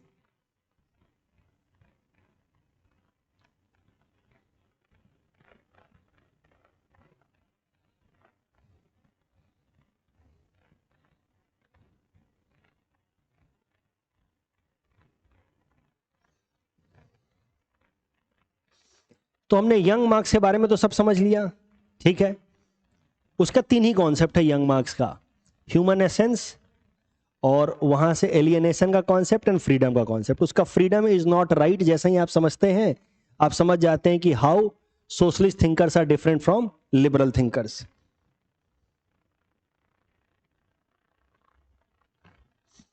अब देखो, young Marx, mature Marx. Mature Marx materialist, scientific, ठीक है। और मैच्योर मार्क्स का जो सबसे इंपॉर्टेंट कॉन्सेप्ट है वो है कॉन्सेप्ट ऑफ सरप्लस वैल्यू। वो क्या है वो देखेंगे। बट मार्क्स को ना हम लोग एक करेक्ट पर्सपेक्टिव में रखने की कोशिश करते हैं। यू सी, जैसा कि मैंने आपको बताया 1845 ऑनवर्ड्स उसका जो थोड़ा सा टेंडेंसी है वो शिफ्ट हो गया, साइंटिफिक मटेरियलिस्टिक एनालिसिस हो गया, ठीक है। He described his method as scientific socialism. He did not say कि I am simply saying what I feel like, जैसे बाकी सोशलिस्ट अभी तक रहे हैं, ठीक है। बाकी सोशलिस्ट कहते थे कि भाई देखो समाज में सबका साथ, सबका विकास होना चाहिए, गरीबों का एक्सप्लॉयटेशन नहीं होना चाहिए। So they were talking in line of importance of society for having good life, ये सब बातें करते थे। लेकिन क्यों जरूरी है, आगे कैसे वो आएगा, ये सब साइंटिफिक तरीके से उन्होंने कुछ एक्सप्लेन नहीं किया। इसलिए मार्क्स ने अपने से पहले वाले जितने भी सोशलिस्ट हैं सबको रिजेक्ट कर दिया है यूटोपियन। यूटोपियन मीनिंगलेस बातें कर रहे हैं, ठीक है। And marks called himself scientific socialist. अब देखिए, अब यहां पे मैं क्विकली आपको जो मैं इकोनॉमिक्स की स्टार्टिंग की 3 क्लासेस में मैं पढ़ाता हूं वो मैं रन थ्रू कराऊंगा, और मार्क्स के बारे में हमने काफी कुछ वहां देखा है, उसको यहां पे एक बार फिर से रिलेट करके देखेंगे, जिससे हमारा इकोनॉमिक्स का नॉलेज और यहां मार्क्स के बारे में जो हम पढ़ रहे हैं वो इंटीग्रेट हो जाए। इकोनॉमिक्स में शुरू करता हूं, मैं एकदम जल्दी कराऊंगा कि economics as a subject helps us in making best utilisation of limited resources या मनी, राइट। अरे पढ़ा चुका हूं मैं ये सब। तो best utilisation of limited resources ये कैसे करवाएंगे, यही इकोनॉमिक्स का मेन मकसद है। पहले तो लिमिटेड रिसोर्स ही था, लेकिन शुरुआत में जब हम ट्रांजैक्शन करते थे थ्रू बार्टर सिस्टम तो वहां चैलेंज आता था इन the form of coincidence of double bonds. तो फिर हमने मनी का कॉन्सेप्ट डेवलप किया, राइट। अरे ठीक है। और इस तरीके से now economics became best utilisation of limited resources as well as money.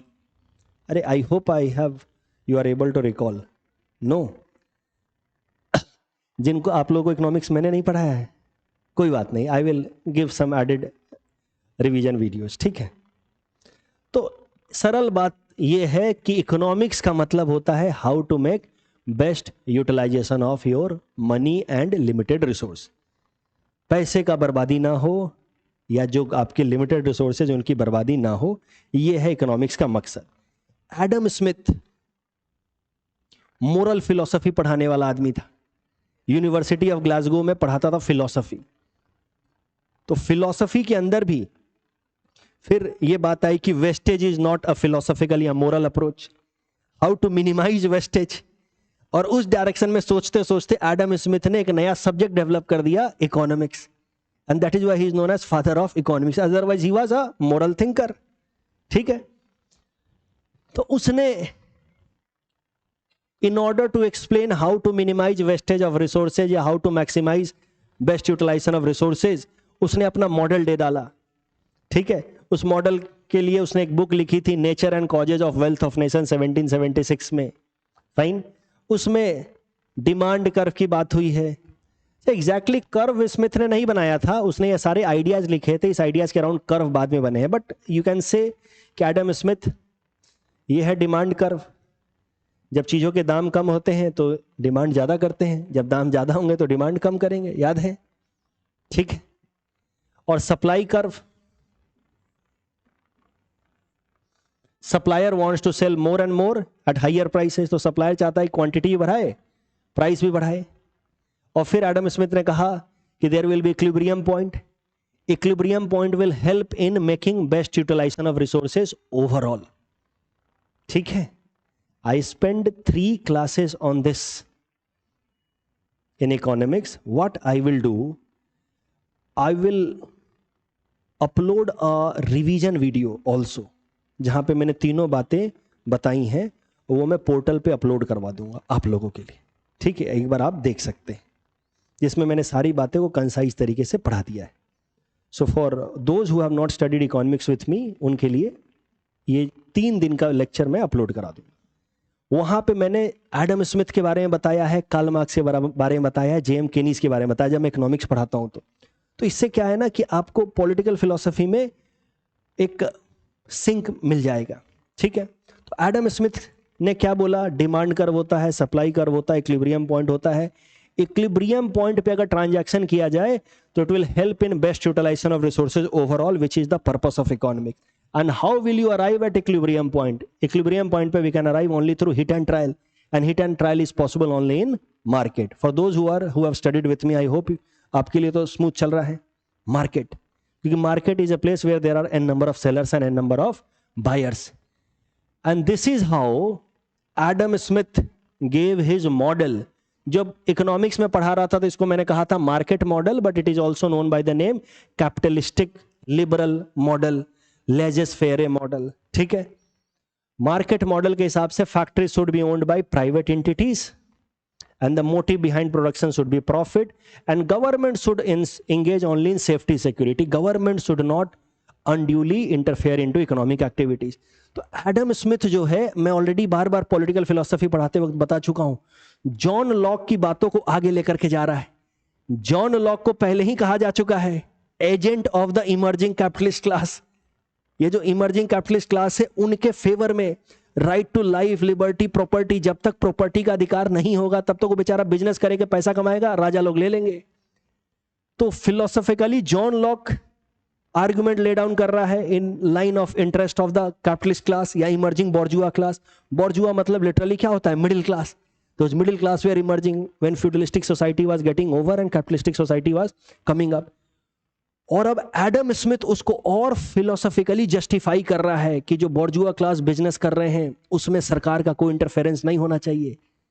That means Adam Smith is justifying end of mercantilism. Government should not interfere unduly into business activities. And then industrial revolution भी मैंने बताया। Industrial revolution मतलब emergence of new kinds of technology. तो first industrial revolution 1770s के आसपास, when steam engine came, UK, France जैसे समाज में। Second industrial revolution with electric engine in 1840s। Third industrial revolution 1970s में IT, computer, and fourth industrial revolution AI and robotics. We are in the middle of fourth industrial revolution, right. तो जब first industrial revolution आया UK में और वहीं पे Adam Smith की theory भी पॉपुलर हुई है, तो उसके बाद से after first industrial revolution steam based फैक्ट्रियां लगने लगी ब्रिटिश सोसाइटी में। और स्टीम बेस्ड फैक्ट्रियों में जो कैपिटलिस्ट है वो पैसा लगा करके बिजनेस स्टार्ट कर रहा है और जो वर्कर्स हैं वहां पे काम कर रहे हैं, और वर्कर्स अपने लेबर को बेच रहे हैं। Monetisation of labour. और मोनेटाइजेशन ऑफ लेबर के लिए फिलोसॉफिकल जस्टिफिकेशन कौन दिया था? John Locke. याद है जी कैसे जॉन लॉक और एडम स्मिथ काम कर रहे हैं? जॉन लॉक ने 3 लिमिटेशन की बात की थी, उसमें से एक लिमिटेशन था वेस्टेज, कि आप चाहे कितना भी प्रोड्यूस करें लेकिन आप उससे ज़्यादा कंज्यूम नहीं करेंगे या एक्यूमुलेट नहीं करेंगे कि आप उसको कंज्यूम ना कर पाए। लेकिन फिर वो खुद ही कहता है कि with development of money this wastage limitation does not make sense. अगर मैं 100 एप्पल प्रोड्यूस कर रहा हूँ लेकिन खा सकता हूँ सिर्फ 10 एप्पल, बाकी के 90 एप्पल वेस्ट होने वाले हैं, तो पहले मनी के कॉन्सेप्ट के पहले मुझे वो 90 एप्पल डोनेट कर देने चाहिए, बट अब मनी के कॉन्सेप्ट के बाद I should sell those apples and have money.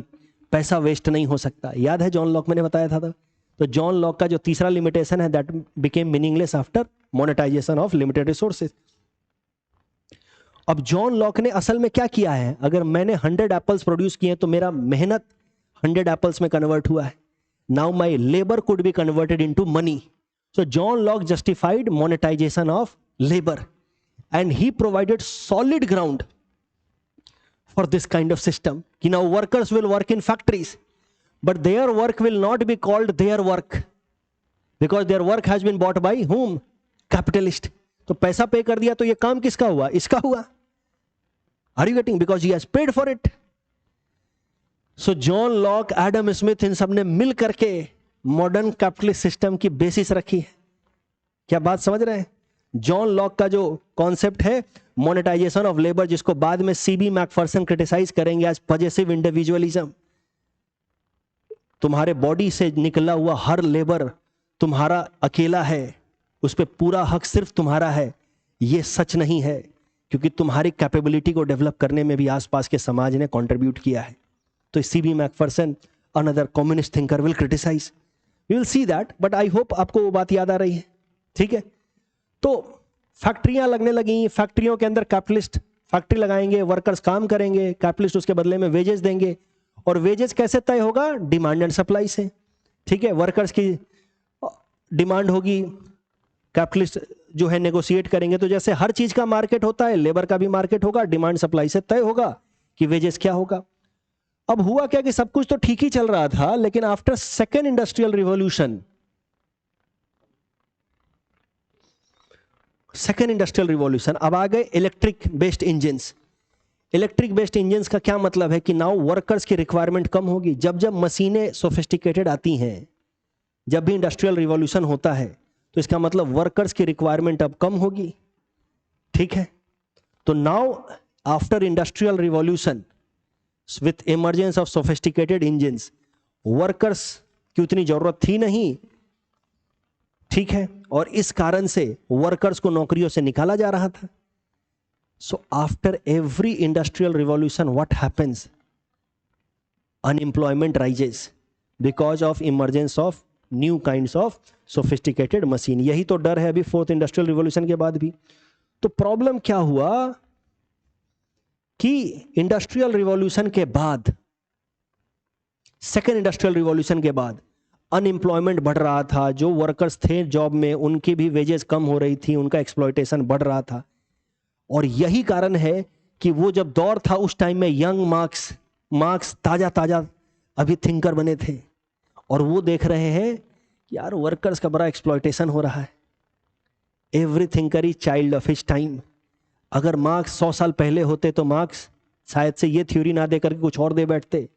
John Locke marks के टाइम में पैदा होता तो हो सकता है कि जॉन लॉक सोशलिस्ट होता, और अगर मार्क्स जॉन लॉक के टाइम में और उसके जगह पे पैदा होते तो हो सकता था कि मार्क्स लिबरल थिंकर होते। क्योंकि लॉक के हिसाब से तो bourgeois class was the exploited class, वो बेचारा आगे बढ़ रहा है, तो उसके राइट्स को जस्टिफाई करने के लिए जॉन लॉक अपनी थ्योरी दे रहे हैं। जॉन लॉक कोई पैदाइशी बेईमान थोड़ी है। आज आप कह रहे हैं अरे वो तो कैपिटलिस्ट क्लास का, उसको क्या पता था कि यही बॉर्जुआ क्लास बाद में एक्सप्लॉइटेटर बन जाएगा। वो तो उसके राइट्स के लिए लड़ रहा था, उसके राइट्स के लिए फिलोसॉफिकल जस्टिफिकेशन दे रहा है। Are you getting? So Karl Marx, जब ये सब कुछ हो रहा था, सेकेंड इंडस्ट्रियल रिवॉल्यूशन, और उस कारण से एक्सप्लॉइटेशन ऑफ द वर्कर्स, उस टाइम में मार्क्स ताजा ताजा अभी जवान हो रहे थे, सोचने लायक हो रहे थे, एक्सपीरियंस कर रहे हैं। मार्क्स पहले थे हीगल के फैन, लेकिन वर्कर्स के एक्सप्लॉइटेशन के बाद धीरे धीरे उनको लगा कि यार हीगल ही और हीगल जैसे लोग ही कारण हैं वर्कर्स के एक्सप्लॉयटेशन का, वर्कर्स का समर्थन करना होगा। और फिर धीरे धीरे मार्क्स ने अपनी थ्योरी लिखनी शुरू की।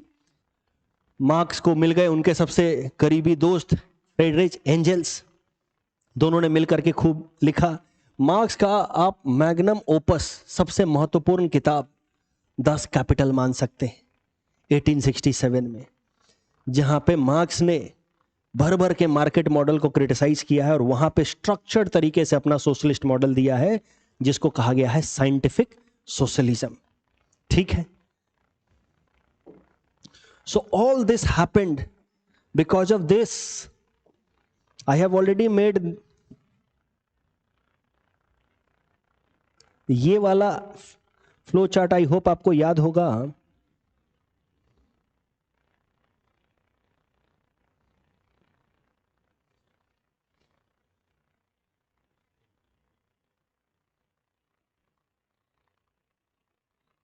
Just a second. हाँ, ये सारी बातें जो मैं सिखा रहा हूं ना, ये मैं ऑलरेडी क्रक्स आपको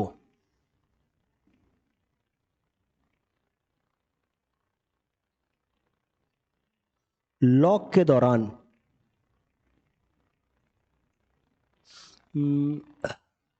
बेंथम,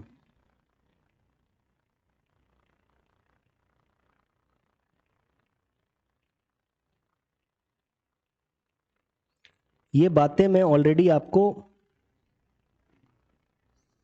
बता चुका हूं। यहां पे देखिए,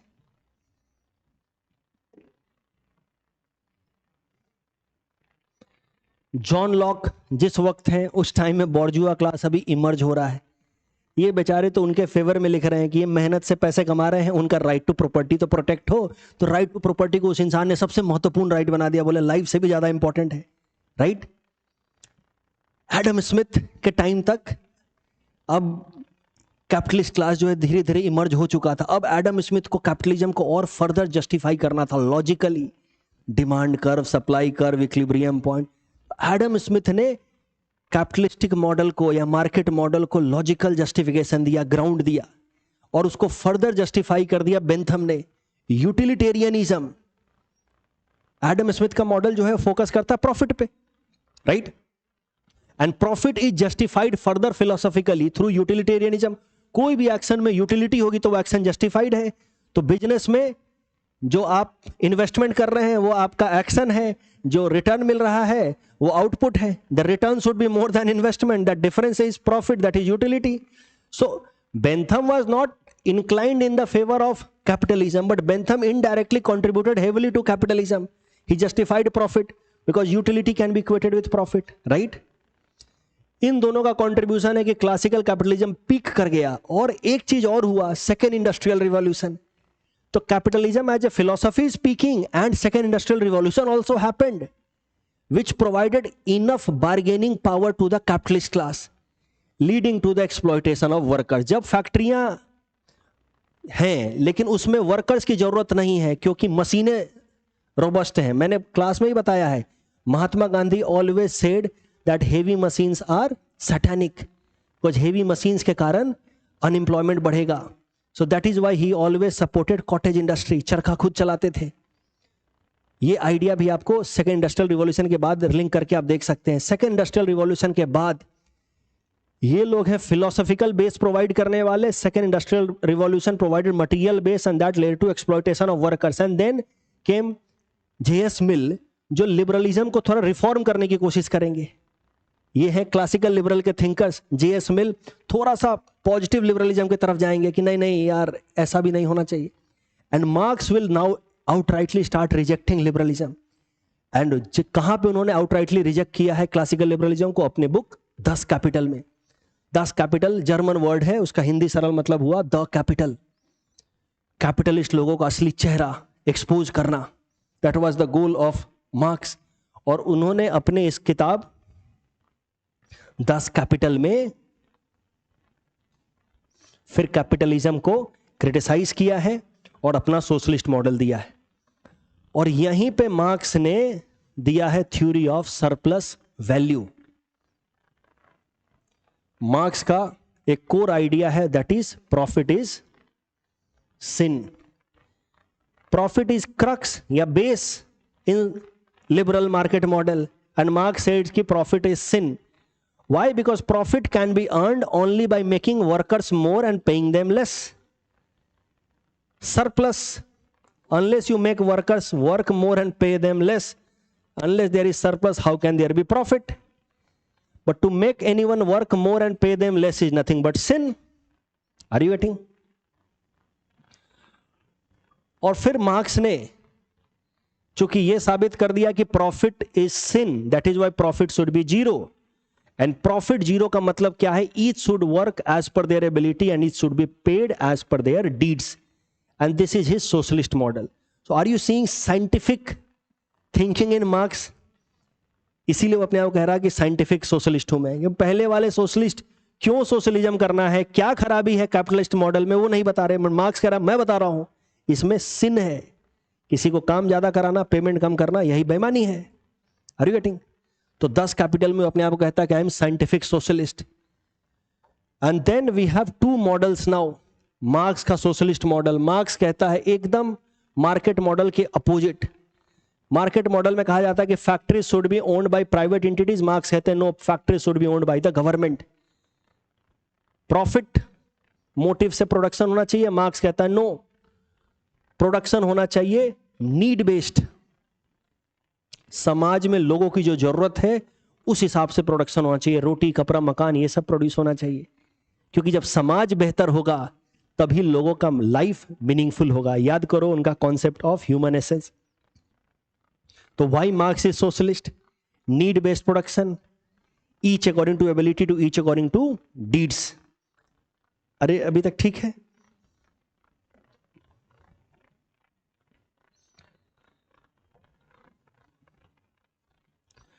So his need-based production will make society a better place, and that is why he considers himself a socialist thinker. Once society is a better place, everyone is having freedom.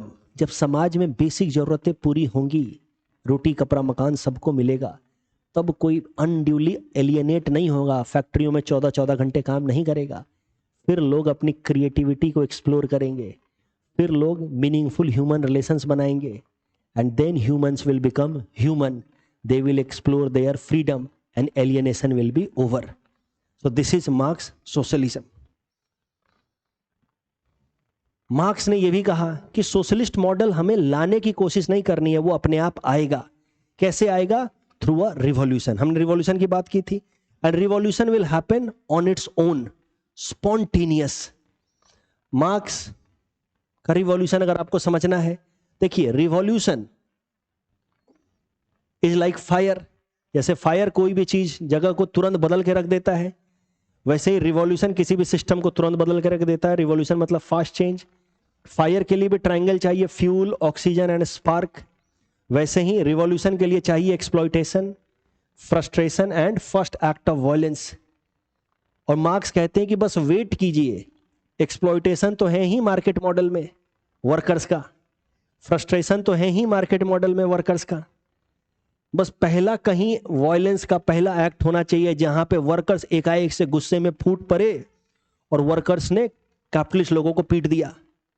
जब capitalist लोगों को पीट देंगे, वहां पे फैक्ट्रियों का control अपने हाथ में ले लेंगे, तो अगला चेंज आएगा, वहां की सरकार को बदला जाएगा। क्योंकि सरकारें तो इकोनॉमिक मॉडल का रिफ्लेक्शन है। तो जब यहां चेंज आएगा तो फिर पहला चेंज यहां किया जाएगा, और ये तुरंत किसके कंट्रोल में आ जाएगा? वर्कर्स के कंट्रोल में आ जाएगा। And now there will be the stage of dictatorship of proletariat. This will change, this will change. ठीक है? एंड जब एक जगह सोशलिस्ट सिस्टम आएगा तो ऐसी खबर जब दूसरे जगह पहुंचेगी तो वहां पे भी तुरंत इस तरह की क्रांति आएगी। ठीक है? और फिर इस तरीके से पूरे दुनिया भर में क्रांति आ जाएगी और पूरे दुनिया भर में सोशलिज्म छा जाएगा। ठीक है? यहां पे मार्क्स का एक कॉन्सेप्ट है जो मैंने इकोनॉमिक्स की क्लास में भी नहीं पढ़ाया और रिकॉर्डेड वीडियोज में भी PSIR के नहीं दिया है। वो है concept of class in itself.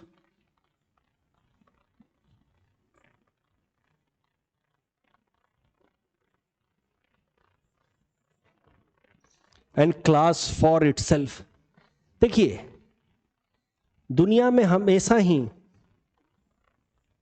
जैसे कैपिटलिस्ट स्टेज की बात करें तो ये हैं वर्कर्स और ये हैं कैपिटलिस्ट, ठीक है। They are class in itself, they are class in itself, ठीक है, अपने आप में दो क्लास हैं।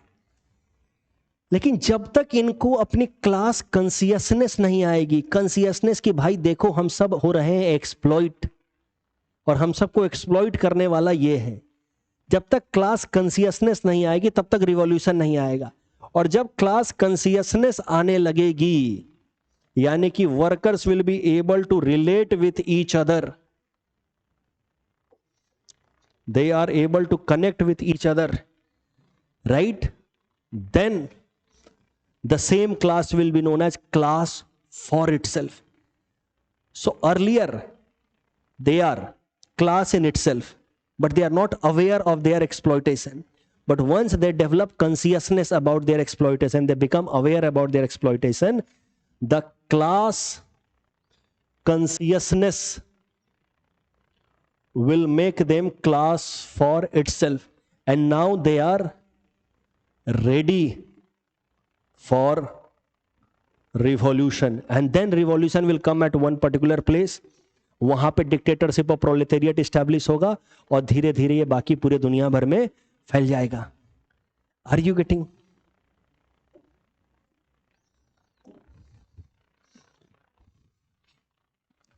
अब मार्क्स की बातें तो यहां तक है, आई होप आप समझ रहे हैं। इसी कॉन्टेक्स्ट में मार्क्स का दो कोट भी है, capitalist are digging their own grave. यही मैं आपको शुरुआत में समझा रहा था कि हर इकोनॉमिक ट्रांजिशन के बाद लेवल ऑफ एक्सप्लॉइटेशन बढ़ता जाता है। हाउस होल्ड के अंदर आप सर्वेंट को ज्यादा एक्सप्लॉइट नहीं कर सकते हो, काम करेगा 10,000 का, पेमेंट करना होगा 5,000। लेकिन बड़ी फैक्ट्रियों में हो सकता है आप बड़े सीईओ हैं, आपको महीने का सैलरी मिलता है 1 करोड़, लेकिन आप कम से कम 10 करोड़ का बिजनेस करके देते होंगे अपने ऑर्गेनाइजेशन को, तो 9 करोड़ का आप एक्सप्लॉइट हो रहे हैं। तो level of exploitation increases, and then that is the reason why with time जब एक्सप्लॉइटेशन बढ़ेगा तो फ्रस्ट्रेशन भी बढ़ेगा, ऐसा मार्क्स कह रहे हैं, और क्रांति आके रहेगी। And religion is opium of masses. ये जो क्लास इन इटसेल्फ है, उसको क्लास कॉन्शियसनेस डेवलप करने से क्या चीजें रोक रही हैं? उनको आपस में डिवाइड किया जा रहा है in the name of religion, nationality and all. But someday they will realise that, कब तक ये ओपियम जैसी चीजें उनको रोकेंगी? ओपियम मतलब something which limits your thought process. So someday they will develop that class consciousness and then they will be ready for revolution. अब Marx ने जो बातें कही, उस हिसाब से क्रांति आज तक कभी आई नहीं, कभी नहीं आई। एक क्रांति आई भी रसिया में, उसके हिसाब से यूएसएसआर बना भी, बट यूएसएसआर गॉट डिफीटेड, 1991 में डिसइंटीग्रेट हो गया। That is considered as end of Marx या डिफीट ऑफ मार्क्स। अब देखिए मार्क्स ने क्या कहा था।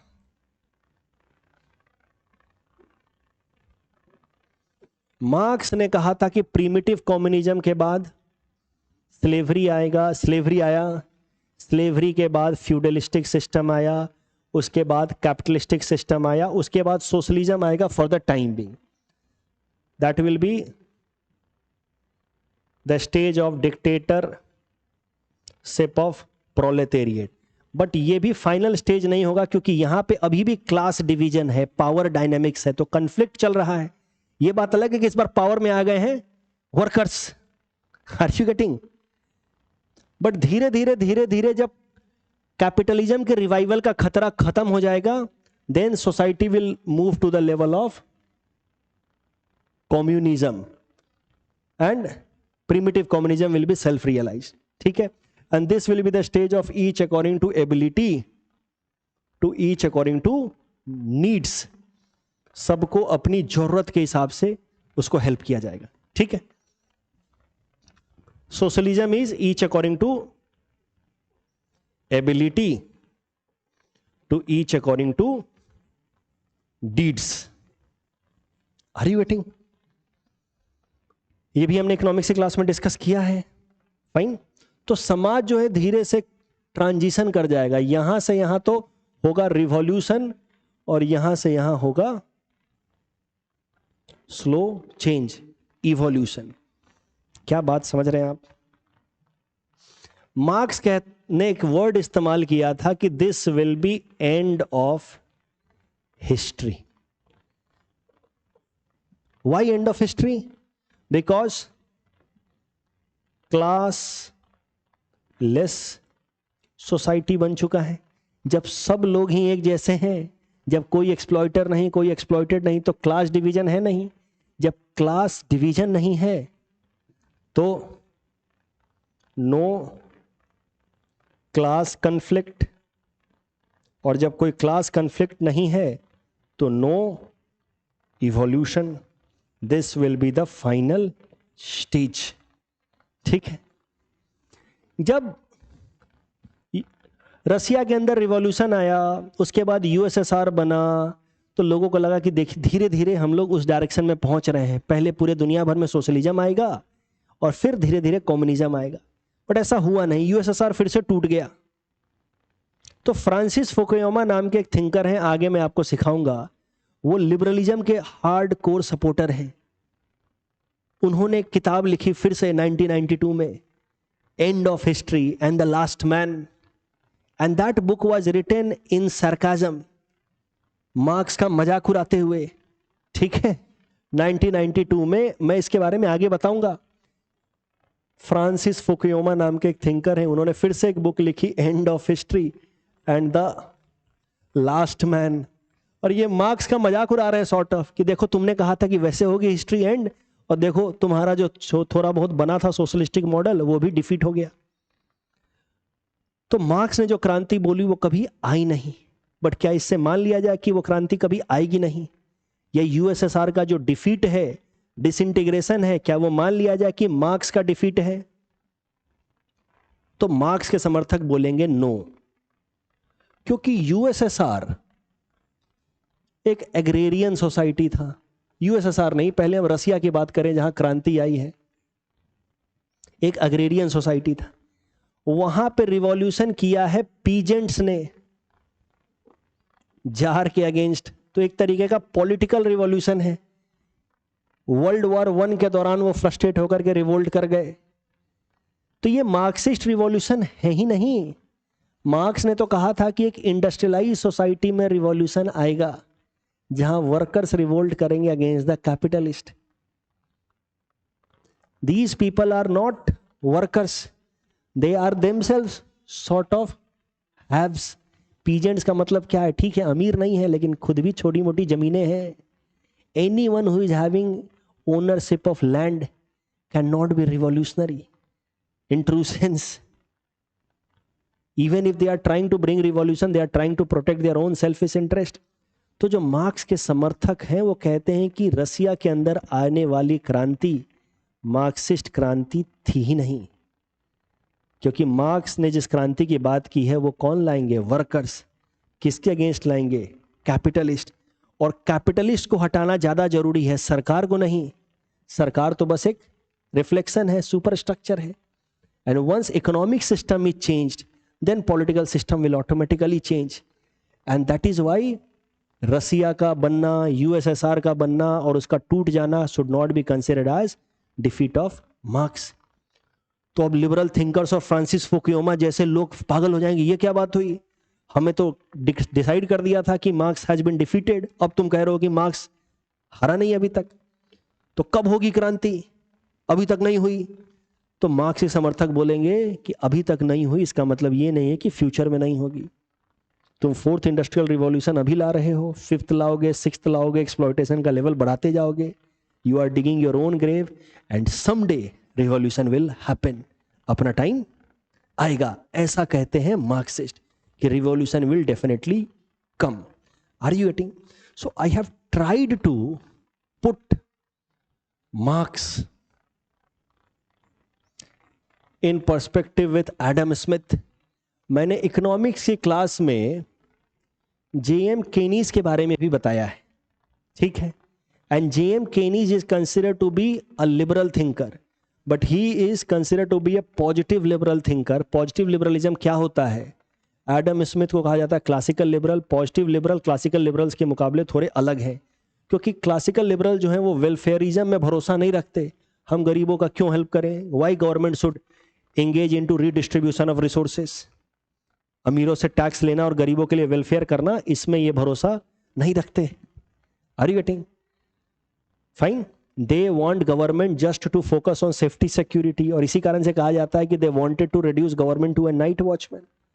बट जब मार्क्स जैसे साइंटिफिक सोशलिस्ट एकदम राइज होंगे और ऐसे राइज होंगे कि लगेगा कि लिबरलिज्म को खत्म ही कर देंगे, तो फिर एक नया ट्रेंड होगा लिबरलिज्म में, जिसको कहा जाएगा पॉजिटिव लिबरलिज्म, जहां लिबरलिज्म अपने आप को इंप्रूव करने की कोशिश करेगा।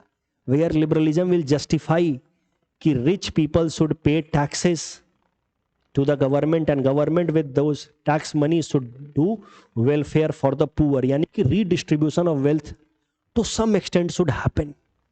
Are you getting? And positive liberalism और क्लासिकल लिबरलिज्म के बीच में खड़ा था जेएस मिल। वो बेचारा अभी उस दौर में था जब पॉजिटिव लिबरलिज्म जैसा कॉन्सेप्ट डेवलप भी नहीं हुआ था, लेकिन वो उस डायरेक्शन में बात कर रहा है। इसीलिए मैंने 3-4 बार कहा है रिकॉर्डेड वीडियोस में कि he was standing at the crossroads, he was in support of liberalism because capitalistic model and liberalism was facing threat in the form of exploitation of workers, and there were continuous frustration. He wanted to improve liberalism, but he was not very much aware कि how it should be improved. तो बात कर रहा है freedom of speech की, protection of the interest of the marginalized minority, but with time classical liberalism को reform किया गया और एक नया sort of form of liberalism लाया गया, इसको कहा गया पॉजिटिव लिबरलिज्म या वेलफेयरिज्म, जिसका सपोर्टर है जॉन मेयर्ड, केनीस और इसके जैसे लोग। Are you getting? नाउ आज के टाइम में जब बोला जाता है कि क्यों क्रांति नहीं आई क्लासिकल लिबरलिज्म के बाद, मार्क्स वाली साइंटिफिक सोशलिज्म क्यों नहीं आई, तो उसके पीछे कारण यह बताया जाता है कि क्लासिकल लिबरलिज्म को वक्त रहते रिफॉर्म कर दिया गया into a better model, positive liberalism या welfarism. The adaptability protected liberalism from completely getting eliminated. Are you getting? This is Karl Marx. Fine. अब कार्ल मार्क्स को जो भी मैंने बताया, आज की क्लास जिन्होंने इकोनॉमिक्स की हुई है वो तो समझ रहे होंगे, वो एडम स्मिथ और केनीस के साथ जोड़ करके देख रहे होंगे। ये है साइंटिफिक सोशलिस्ट, लेकिन इसकी बात अभी तक हो नहीं पाई क्योंकि क्लासिकल लिबरल्स ने अपने आप को रिफॉर्म कर दिया इनटू पॉजिटिव लिबरलिज्म या वेलफेयरिज्म। लेकिन जिन्होंने अभी नहीं देखा है, अगर आपको चाहिए जो मैं दे दूंगा, अवेलेबल करा दूंगा। मैं 3 अपने इकोनॉमिक्स के वीडियो जहां पे मैंने एडम स्मिथ, कार्ल मार्क्स और केनीस को 3 अलग अलग क्लासेज में अच्छे से पढ़ाया 2-2 घंटे के, मैं वो अपलोड करा दूंगा पोर्टल पे, आप चाहें तो देख सकते हैं। ठीक है। With this I have completed Karl Marx. Next I will start with Gramsci. I will be able to start only on Monday. फिर से रिकॉर्डेड वीडियोज ही मैं दूंगा जैसे यूट्यूब पे आता रहता है। Gramsci is also considered to be Marxist thinker, most prominent Marxist thinker, लेकिन उसने मार्क्स की आइडियाज में बहुत सारे बदलाव किए। ठीक है, तो ग्राम्सी के साथ मैं शुरुआत करूंगा। मार्क्स को पूरी तरीके से एक उसके नोट्स को एक जगह कंपाइल करके मैं कंपाइल्ड नोट्स भी अपलोड करा दूंगा। आज का ये जो वीडियो है ये भी यूट्यूब पे जाएगा, नीचे लिंक में मैं कंपाइल्ड नोट्स भी दे दूंगा। वहां पे वो जो पहले के सोशलिस्ट हैं, साइंटिफिक सोशलिस्ट, उन लोगों को क्यों पहले के जो सोशलिस्ट हैं उनको क्यों मार्क्स ने यूटोपियन कहा, वो लोग कौन कौन से हैं, उनके बारे में भी थोड़ा बहुत जिक्र करके मार्क्स के बारे में मैं दे दूंगा। चूंकि Marx is considered to be very dynamic, that is why I wanted to take this class.